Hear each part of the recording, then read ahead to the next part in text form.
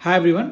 Double A triple C के PG counselling से related एक नोटिस मैंने आप लोग को बताई थी इसके प्रीवियस वीडियोस में कि अब साइट पर एक रिवाइज शेड्यूल आएगा, क्योंकि कुछ जो काउंसलिंग का प्रोसेस थी उसको डिलेड या पोस्टपोन कर दिया गया है। तो उसी के रिगार्डिंग एक छोटी सी वीडियो है रिवाइज शेड्यूल के बारे में, जिसमें स्पेसिफिकली डीम्ड यूनिवर्सिटीज़ की कॉलेजेस का जो वहाँ पे पोस्टपोन किया गया था शेड्यूल, वो वापस से यहाँ पे आ गया है। तो चलते हैं सीधे मेरे टैबलेट की स्क्रीन पर।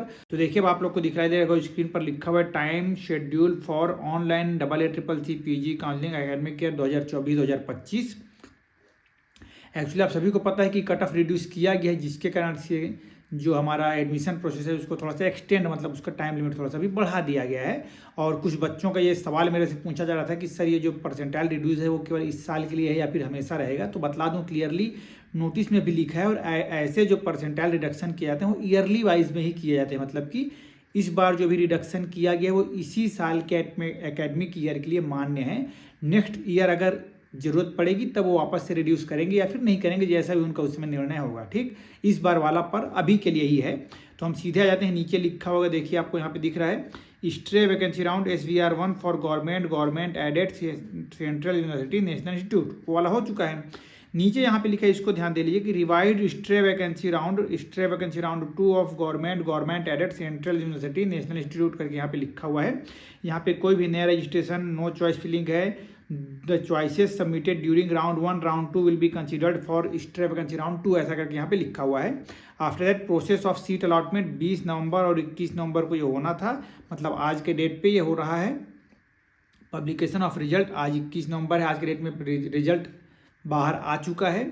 और रिपोर्टिंग एट अलॉटेड इंस्टीट्यूट 22 से लेकर 25 नवंबर तक ये लिखा गया है, रिपोर्ट करना है आपको 25 नवंबर, टोटल 6 दिन का समय दिया गया है। Verification of joint candidate data, मतलब कि जो भी ज्वाइन कर रहे हैं नहीं कर रहे हैं उन सबका वेरीफाई करना डिटेल्स को 26 से 27 नवंबर तक वो चीज़ें यहाँ पे हो जाएंगी, ऐसा करके यहाँ पे मेंशन्ड है। और स्ट्रे वैकेंसी राउंड 2 का जो रिजल्ट आया उसमें क्या इंपॉर्टेंट बातें हैं, इस वीडियो के बाद जल्दी ही वो नई वीडियो मेरे आपको देखने को मिल जाएगी, जिसमें डिटेल मैंने सेकेंड राउंड के बारे में एक्सप्लेनेशन किया हुआ है।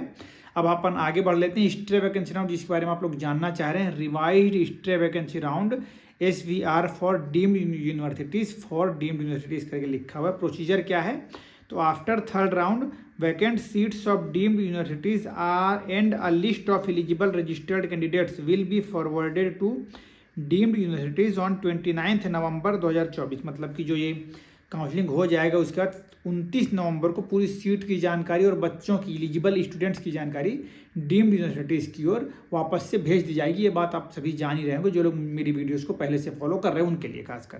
आगे क्या लिखा है, for conducting an online stray vacancy round through the AACC PG portal eligible candidates who have not registered till stray vacancy round 1 and wish to participate in stray vacancy round deemed universities and All India Institute of Ayurveda North Goa can also register during stray vacancy round for deemed universities, ऐसा करके यहाँ पे लिखा हुआ है।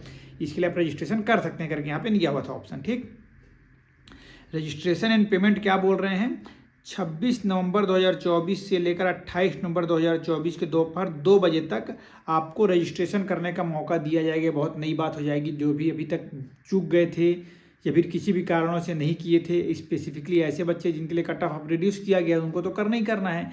इसके अलावा कुछ ऐसे बच्चे जो बच गए थे, धोखे से छूट गया था जिनका, तो वो चाहे तो अभी भी यहाँ पे आ सकते हैं। आपके पास 3 दिन का मौका दिया गया, 26, 27 और 28 नवंबर को रजिस्ट्रेशन और पेमेंट का ऑप्शन दिया गया है।